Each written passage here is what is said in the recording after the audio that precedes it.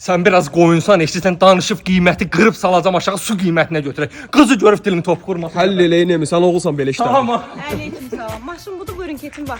Ay, bez kraska de şakı superdi. Gəl bunu götürək. Maşın qalıb orada maşına bax. Motorxanaya bax, gül kimidir, çək kimidir. Nemi tozun içindədir, sən hara baxırsan? Xanım niyə bu gündədir bu? Bu nədir ki? Mənim həyatım bundan 5 betər kirlidir. Ay, bunun qurduğu cümləyə bax, şair de şair. Xanım, həyatında nə yaşamısan ey sən? Hə, onun nə yaşadığını neyirsən? Maşın almağa gəlmir. Alacaq da, aralan aynı, alacaq. Probeqi nə qədər da xanım? Onun hər bir kilometrində mənim bir xatirəm var.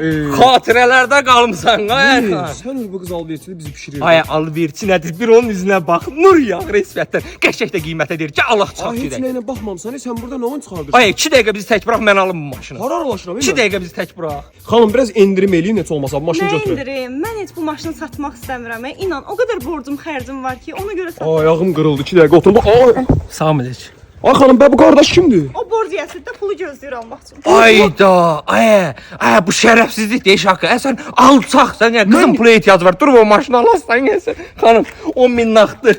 Nömrəni də verərsən, kart eləyərəm, 10 min də atacağam kartına. Başa düşdün? Sağ bir dənə maşın alar, qardaş da mən düşürdərəm. Ay, nəyinə alırıq? Sən xəstəsən bunlar. Alsan ol, mən görsən qızın pula Ay ehtiyacı qardaş, bu var. nə oyundur? Sən ölsən məsləhət olar. Mən həm ay qardaş, ay bizi alladırlar ya maşın, ay pulu götür. Şəhərdə gələcəm. Əbran olan. Şəhərdə gələcəm, gedəcək.